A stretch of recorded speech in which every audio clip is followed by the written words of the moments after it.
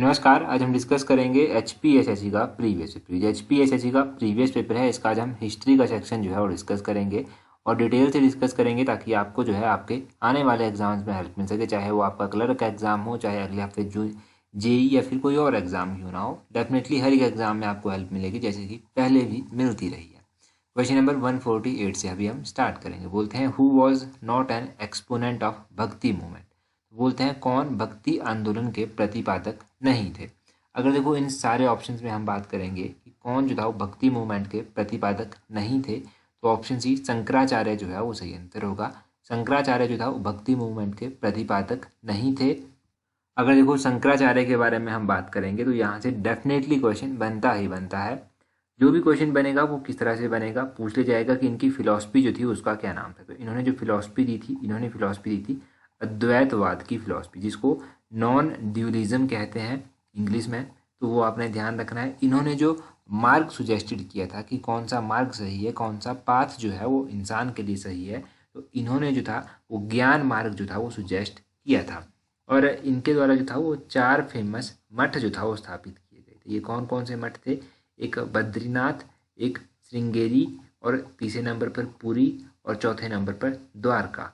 ये 4 मठ इन्होंने स्थापित किए थे। बद्रीनाथ उत्तराखंड में है, श्रृंगेरी कर्नाटका में है, पुरी उड़ीसा में है, और द्वारका जो है वो गुजरात में स्थित है। इनका जन्म कहाँ पर हुआ था? तो इनका जन्म जो था वो केरला में हुआ था। तो ये 4-5 क्वेश्चन इनके बने। डेफिनेटली यहीं से क्वेश्चन पूछा जाएगा। और who was not exponent of भक्ति मूवमेंट, ये भी आपको पता होना चाहिए कि कौन थे। शंकराचार्य थे। अगला क्वेश्चन देखिए 149 क्वेश्चन। बोलते हैं Babur entered India for the first time from the west through. तो बोलते हैं बाबर ने पश्चिम से पहली बार जो था वो प्रवेश किया था। कहाँ से प्रवेश किया था इसने? अगर बाबर के प्रवेश की बात की जाए कि इसने कहाँ से प्रवेश किया था, तो इसने पंजाब रीजन से जो था वो प्रवेश किया था। ऑप्शन सी पंजाब जो है वो सही आंसर होगा। बाबर ने जो था वो पश्चिम से पहली बार पंजाब से प्रवेश किया था। आपने क्या ध्यान रखना है बाबर के बारे में? बाबर के बारे में ध्यान रखना है कि मुख्य रूप से अगर मुगल वंश की किसने स्थापना की इंडिया में, तो वो बाबर के द्वारा ही की गई थी। इसने पहली बैटल लड़ी थी पानीपत की 1526 में, जिसमें इसने इब्राहिम लोदी को हराया था। ये तो आपको पता है। इसमें इसने तुगलमा सिस्टम जो था वो इस्तेमाल किया था। जो तुगलमा सिस्टम था वो इसने यहाँ पर इस्तेमाल किया था। इसके द्वारा जो और भी बैटल्स लड़ी गई, जैसे कि बैटल ऑफ खानवा हो गया 1527 में, राणा सांगा के अगेंस्ट जो था वो लड़ी थी 1527 में। बैटल ऑफ चंदेरी हो गया, ये आपने ध्यान रखना है कि 1528 में जो था वो लड़ी गई थी। और मेदिनी राय जो था वो राजा थे जिनके अगेंस्ट ये बैटल जो था वो लड़ी गई थी। बैटल ऑफ घाघरा आपने ध्यान रखना है 1529 में जो था ये लड़ी गई थी। इसमें इसने जो था वो अफगान चीफ मोहम्मद लोधी को जो था वो डिफीट किया था। ये बेसिक है इसके बारे में। अगला क्वेश्चन देखिए 150। बोलते हैं Ajanta paintings depicts senses from the. तो बोलते हैं अजंता चित्रकारी जो है वो किसके दृश्य चित्रित करती है?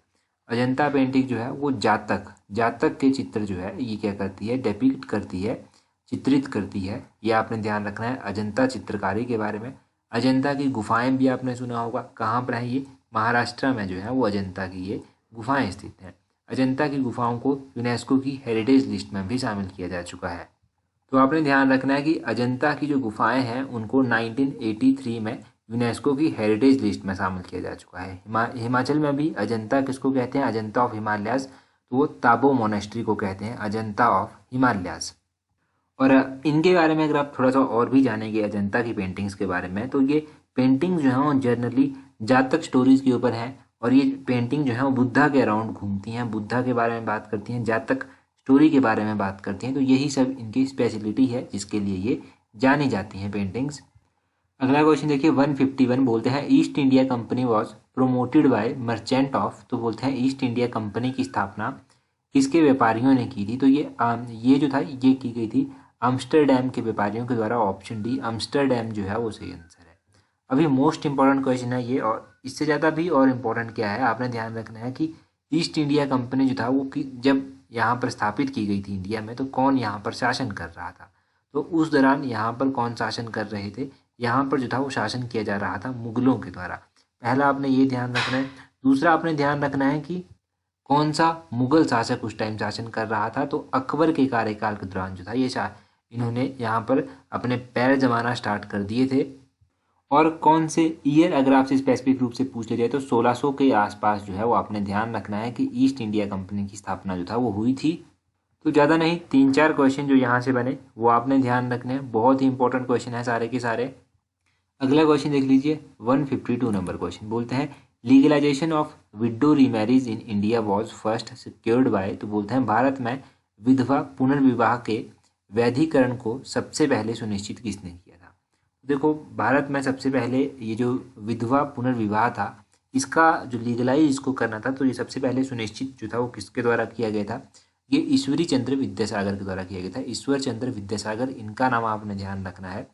इन्होंने सबसे पहले विडो रीमैरिज लीगलाइजेशन के ऊपर जो था वो पहली बार इसके सुनिश्चितता को लेकर जो था वो बात की थी।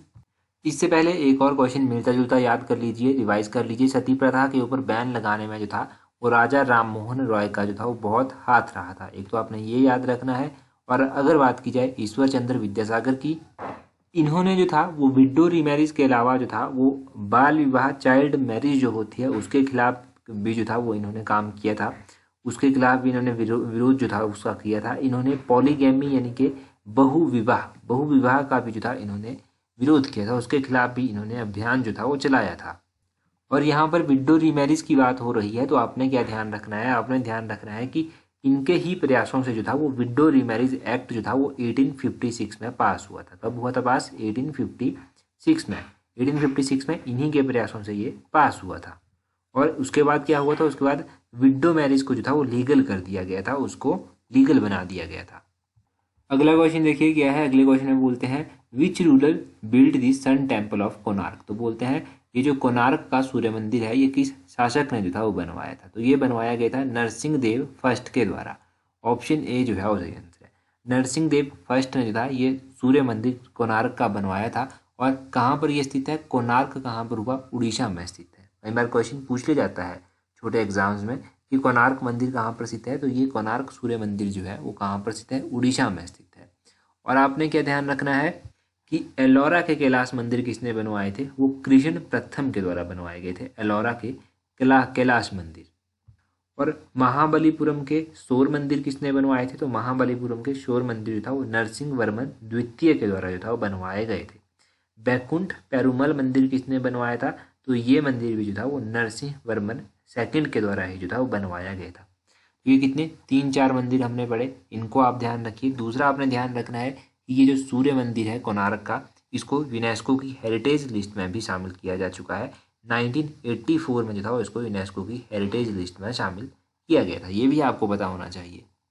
अगला क्वेश्चन बहुत ही कॉमन क्वेश्चन है, पहले भी पूछा जा चुका है एग्जाम में। बोलते हैं who was the son of Babur. तो बाबर का पुत्र कौन था?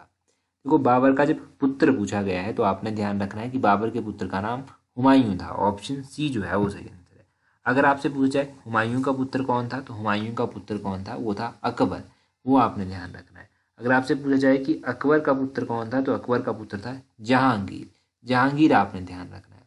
तो इस तरह से आपने एक हायरार्किकल ऑर्डर भी ध्यान रखना है कि पहले कौन आया, फिर कौन आया, फिर कौन आया। कई बार अरेंज करने को दे देते हैं। अभी बात हो रही है यहाँ पर कि बाबर का पुत्र कौन था? हुमायूं था। तो बाबर की आत्मकथा का क्या नाम है? बाबर की आत्मकथा का नाम है बाबरनामा, जिसको तुझ के बाबरी भी कहा जाता है। इसकी रचना बाबर ने खुद की थी, तभी इसको आत्मकथा कहा गया। हुमायूं नामा किसने लिखा था? वो गुलबदन बेगम के द्वारा लिखा गया था हुमायूं नामा, ये भी आप ध्यान रखिए। और अकबर नामा किसने लिखा था? वो अबुल फजल के द्वारा लिखा गया था अकबर नामा। ये 5-6 क्वेश्चन यहाँ से बन गए लगभग। इन सभी को याद रखिए, इतना ही एग्जाम में पूछा जाता है और इतना ही आप एक बारी में याद रख सकते हैं। 148 क्वेश्चन देखिए। बोलते हैं first Anglo Sikh war took place in which year. जो पहला एंग्लो सिख वॉर हुआ था ये कौन सी ईयर में हुआ था? पहला एंग्लो सिख वॉर 1845-1846 में हुआ था। ऑप्शन ए जो है वो सही आंसर है। ये जो आंग्ल सिख युद्ध है ये बहुत इंपॉर्टेंट है आपके लिए। अब इसके बारे में आपने क्या ध्यान रखना है? इसके बारे में आपने ध्यान रखना है कि जब ये पहला एंग्लो सिख वॉर हुआ था तो उस टाइम भारत के जो था वो गवर्नर जनरल कौन हुआ करते थे? तो वो हुआ करते थे लॉर्ड हार्डिंग। ये आपने ध्यान रखना है, लॉर्ड हार्डिंग हुआ करते थे। और सेकंड एंग्लो सिख वॉर कब हुआ था? तो सेकंड एंग्लो सिख वॉर 1848-1849 में हुआ था। और इस टाइम लॉर्ड डलहौजी जो था वो भारत के गवर्नर जनरल हुआ करते थे। लॉर्ड डलहौजी का नाम भी ध्यान रखना है। लॉर्ड डलहौजी के कार्यकाल के दौरान ही 1853 में क्या हुआ था, 1853 में पहली रेल चली थी बॉम्बे से लेकर थाने तक। और डॉक्ट्रिन ऑफ लैप्स तो आपको हमेशा याद ही रहता है लॉर्ड डलहौजी का। इसी तरह देखो एंग्लो मैसूर वो युद्ध भी हुए थे। पहला एंग्लो मैसूर युद्ध 1767-1769 में, दूसरा एंग्लो मैसूर युद्ध 1780-1784 में, तीसरा एंग्लो मैसूर वॉर 1790-1792 में, और चौथा एंग्लो मैसूर युद्ध 1799 में हुआ था। तो ये भी आप साथ में जोड़ लीजिए, इसको भी याद रख लीजिए।